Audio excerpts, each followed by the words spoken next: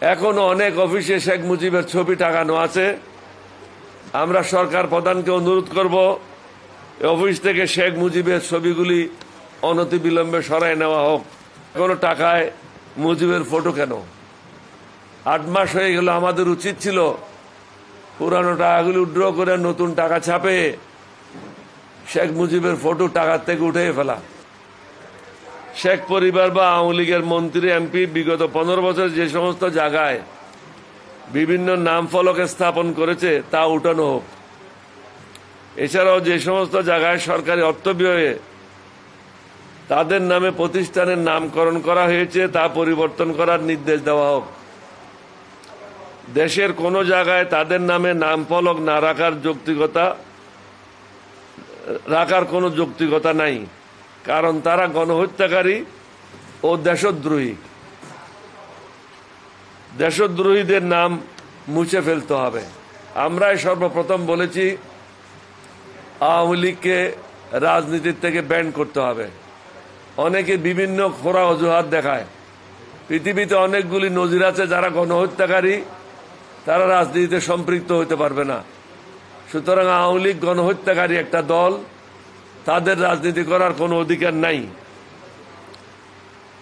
এখনো অনেক অফিসে শেখ মুজিবের ছবি টাঙানো আছে। আমরা সরকার প্রধানকে অনুরোধ করব অফিস থেকে শেখ মুজিবের ছবিগুলি অনতিবিলম্বে সরাই নেওয়া হোক, কারণ মানুষের মধ্যে মিশ্র প্রতিক্রিয়া দেখা যাচ্ছে। কেউ কেউ মনে করতেছে সরকারের মধ্যে আওয়ামী লীগের দালাল রয়েছে, না হলে শেখের ফটো এখনো কেন থাকবে, শেখের নাম বিভিন্ন জায়গায় কেন থাকবে, হাসিনার নাম কেন থাকবে এবং শেখ পরিবারের নাম কেন থাকবে। 8 মাস শেষ হলো, উৎসবে খুশি হবে নগদে বেশি, কারণ ঘন্টায় ঘন্টায় আছে গিফট জেতার সুযোগ। কোনো টাকায় মুজিবের ফটো কেন? 8 মাস হয়ে গেল, আমাদের উচিত ছিল পুরানো টাকাগুলি উইথড্র করে নতুন টাকা ছাপে শেখ মুজিবের ফটো টাকার থেকে উঠে ফেলা, কারণ সেও মুক্তিযুদ্ধে তার কোনো অবদান ওইভাবে নাই। অনেকে বলতে পারে 7ই মার্চে তিনি বলেছেন এবারের সংগ্রাম মুক্তির সংগ্রাম, এটা আসম আব্দুর রউফ সহ শাহজাহান সহ স্যার খলিফাদের গুতাগুতির কারণে কিছু কথা বলেছিল। আসলে তিনি মুক্তিযুদ্ধ চান নাই, বাংলাদেশ স্বাধীন চান নাই। স্বাধীন চাইলে তিনি পাকিস্তানের হাতে আত্মসমর্পণ করতেন না।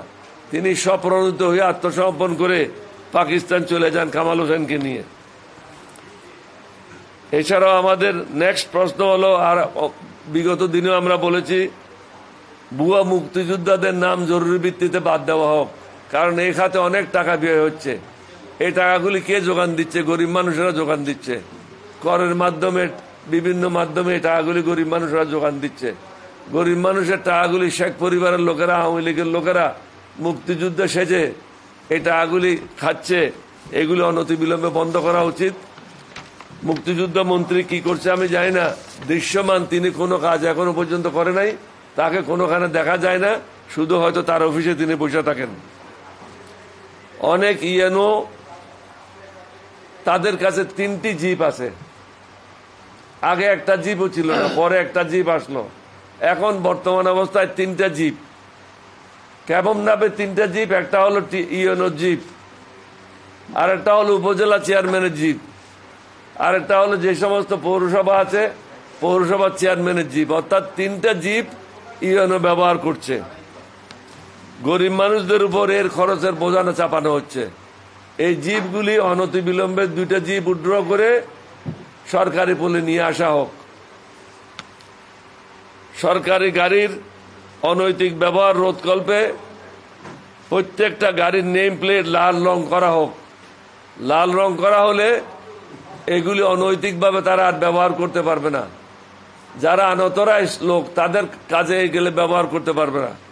তাদেরকে গাড়ি দেওয়া হয় শুধু সরকারি কাজে ব্যবহার করার জন্য, বাজার করার জন্য না, বা চাকর বাকরকে এদিকে ওদিকে নিয়ে যাওয়ার জন্য না, ছেলে মেয়েদেরকে স্কুল কলেজে নিয়ে যাওয়ার জন্য না। সরকারি আধা সরকারি প্রতিষ্ঠানে মোট গাড়ির সংখ্যা কত, এগুলি ব্যবহারকারী কে বা কারা, তার হিসাব নিকাশ নিতে হবে। এর জন্য একটা ডাটাবেস তৈরি করতে হবে, কারণ বিভিন্ন প্রজেক্টের নামে গাড়ি কিনা হয়, পরে এই গাড়িগুলি বিভিন্ন প্রতিষ্ঠান অবৈধভাবে ব্যবহার করে এবং তাদের প্রতিষ্ঠানের নামে রেখে দেয়। এক একজনের নামে 3টা পর্যন্ত গাড়ি আছে।